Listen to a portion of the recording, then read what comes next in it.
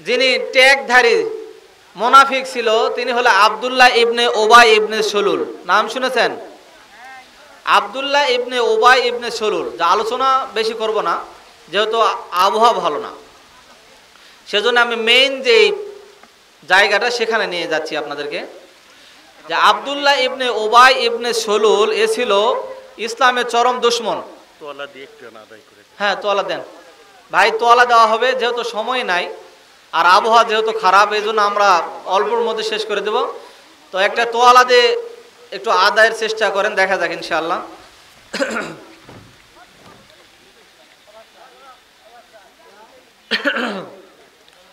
আব্দুল্লাহ ইবনে উবাই ইবনে সলুল ছিল ইসলামের চরম দুশমন। এ হলো মুনাফিকদের সর্দার ছিল। এ যখন ইন্তেকাল করলো, ভাই আমার দিকে কান দেন, এ যখন ইন্তেকাল করলো তখন তার ছেলে এসে নবী মুহাম্মদ সাল্লাল্লাহু আলাইহি সাল্লামের কাছে এসে বলতেছেন, হে আল্লাহর নবী, আপনার কাছে আমার কিছু আরজি আছে। আমার পিতা ইন্তেকাল করেছেন, তো আমার পিতার জানাজা আপনাকে পড়াতে হবে, আর আপনার গায়ের জামাটা দিতে হবে। কি দিতে হবে? আপনার গায়ের জামাটা দিতে হবে, আমার বাবার জানাজা আপনাকে নিজে করাতে হবে। রসুল সাল্লাল্লাহু আলাইহি সাল্লাম জামাটা খুলে দিলেন এবং বললেন যে যখন জানাজার সময় হবে তখন আমাকে তলব করবে, আমি সেখানে যাব এবং জানাজাটা পড়াবো। এমত অবস্থায় আল্লাহর নবী রাহমাতুল লিল আলামিন আব্দুল্লাহ ইবনে উবাই ইবনে সলুলের জানাজায় উপস্থিত হয়ে গেলেন। নবীদের পিছনে ছিল হযরতে ওমর ইবনুল খাত্তাব রাদিয়াল্লাহু তাআলা আনহু। নবীজি সাল্লাল্লাহু আলাইহি সাল্লাম যখন আব্দুল্লাহ ইবনে উবাইয়ের যখন জানাজায় উপস্থিত হয়ে গেলেন, জানাজা পড়াবেন, এমত অবস্থায় আল্লাহর নবীর গায়ের জামাটা পিছন দিক থেকে টেনে ধরলেন।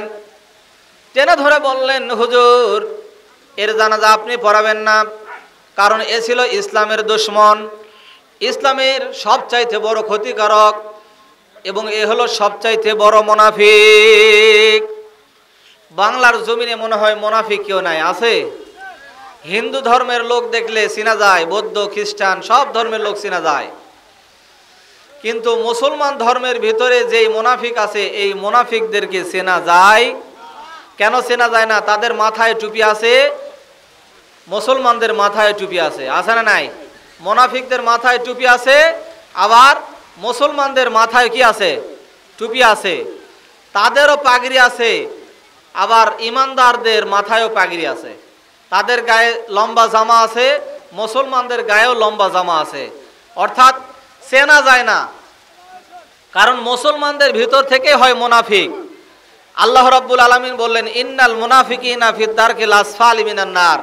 মুনাফিকদের স্থান হবে জাহান্নামের সর্বনিম্ন স্তরে, তারা থাকবে জাহান্নামের সর্বনিম্ন স্তরে।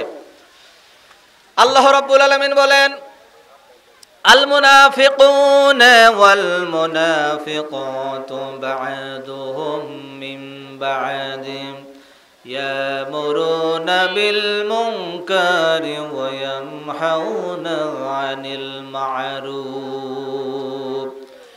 মুনাফিকদের শুধু পুরুষদের মধ্যে হবে এমনটা নয়, মুনাফিক মহিলাদের মধ্য থেকেও আছে। আল্লাহ রাব্বুল আলামিন বললেন, বা'দুহুম মিন বা'দিন, তারা হলো সমভাবাপন্ন, অর্থাৎ পুরুষদের ভিতর যেমন মুনাফিক আছে মহিলাদের ভিতর ওই রকম মুনাফিক আছে না নাই? ইয়ামুরুনা বিল মুনকার, তারা খারাপ কাজের আদেশ দিবে, খারাপ কাজ করার জন্য মানুষকে উৎসাহিত করবে, খারাপ কাজের দিকে মানুষকে ধাবিত করবে, এবং ভালো কাজ করার জন্য নিষেধ করবে, ভালো কাজে তারা বাধা দেবে।